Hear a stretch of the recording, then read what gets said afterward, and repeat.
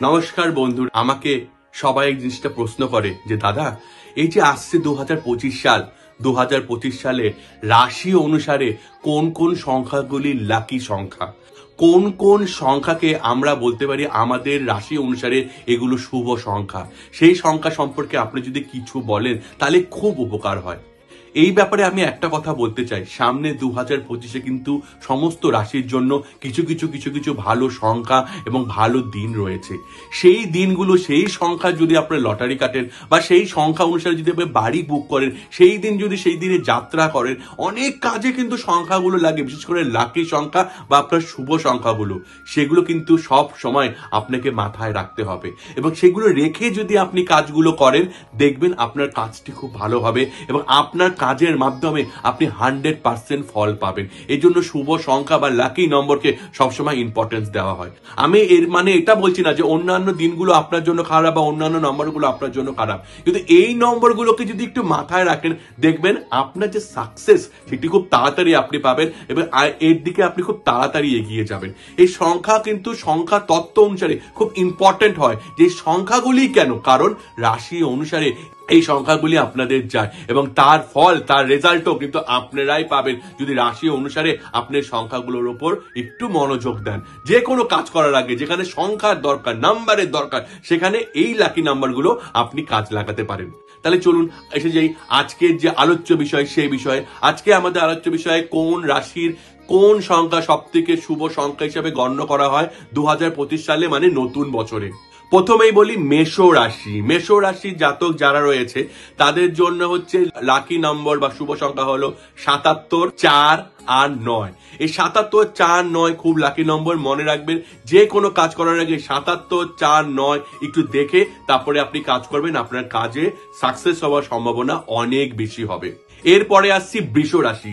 বৃষ রাশিতে জাতক যারা, তাদের জন্য শুভ সংখ্যা বা লাকি নম্বর হলো 64, 6, 5, 2, 1। এগুলো হচ্ছে আপনাদের জন্য লাকি নম্বর। যে কোনো কাজ করার আগে এই নম্বর ভেবে নিয়ে, দেখে নিয়ে তারপরে কাজ করবেন, আপনারও এতে সাকসেসের সম্ভাবনা অনেক বেশি রয়েছে।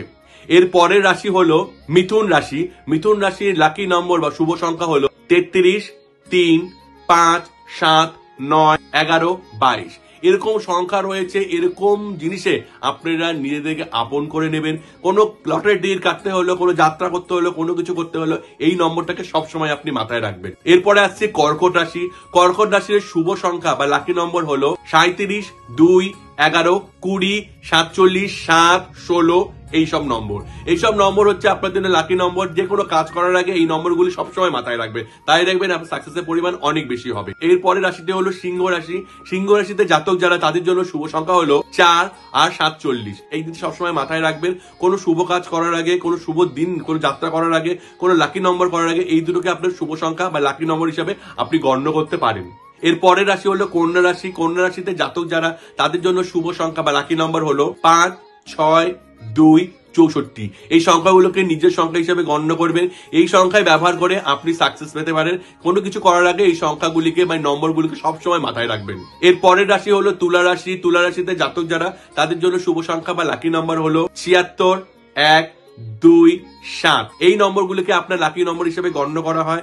যে কোনো কাজ করার আগে, শুভ কোনো কাজ করার আগে সবসময় এই নম্বরগুলিকে ভেবে চিন্তে আপনি কাজ করবেন, দেখবেন আপনার সাকসেস 100% হবে। এর পরের রাশি হলো বৃশ্চিক রাশি। বৃশ্চিক রাশিতে জাতক যারা, তাদের জন্য লাকি নম্বর বা শুভ সংখ্যা হলো 64, 3, 4, 9। এই নম্বরগুলিকে নিজের নম্বর হিসেবে গণ্য করবেন। কোনো কাজ করার আগে নম্বরগুলি মাথায় রাখবেন, দেখবেন আপনার সাকসেস 100% হবে। এরপরে আসছে ধনুরাশি। ধনুরাশিতে জাতক যারা, তাদের জন্য শুভ সংখ্যা হলো 34, 96। এই 34, 96 নম্বরকে নিজের নম্বর হিসেবে গণ্য করবেন, মাথায় রাখবেন। যে কোনো কাজ করার আগে এই নম্বরগুলির সাথে আপনি কাজ করবেন, দেখবেন আপনার সাকসেস 100% হবে। এর পরের রাশি হলো মকর রাশি। মকর রাশিতে জাতক যারা, তাদের জন্য শুভ সংখ্যা হলো 6, 8, 9, 4, 17, 26, 35, 44। এই নম্বরগুলোকে নিজের নম্বর হিসেবে গণ্য করবেন। যদি কোনো কাজ করতে হয়, এই নম্বরগুলো সবসময় মাথায় রাখবেন, আপনার সাকসেস 100% হবে।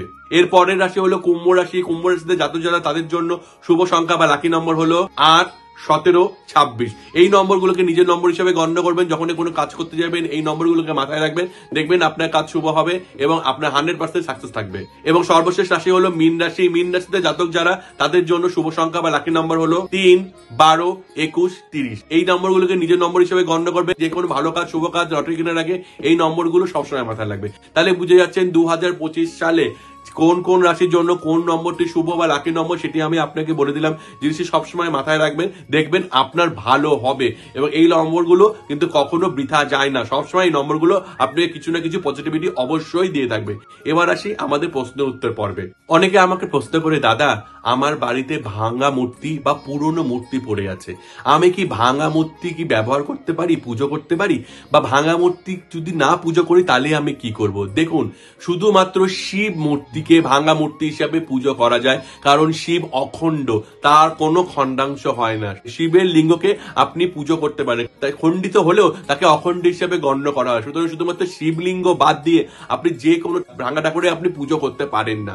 এবার ভাঙা ঠাকুরের আপনি কি করবেন? ভাঙা ঠাকুরকে সবসময় আপনি জলে ভাসিয়ে দেবেন বা মন্দিরে রেখে আসবেন। যে কোনো মন্দিরে, আপনার আশেপাশে যে মন্দির আছে সেই মন্দিরে আপনি রেখে আসতে পারেন, অথবা আপনি জলে ভাসিয়ে দিতে পারেন। শুধুমাত্র শিবলিঙ্গ আপনি পুজো করতে পারেন খণ্ডিত, তাছাড়া কোনো ঠাকুরকে আপনি খণ্ডিত অবস্থায় পুজো করতে পারেন না। তাহলে বন্ধুরা, আপনার মনে যদি এরকম কোনো প্রশ্ন থাকে আপনি আমাদের প্রশ্ন করতে পারেন, আমি আপনার প্রশ্নের উত্তর দেওয়ার চেষ্টা করব।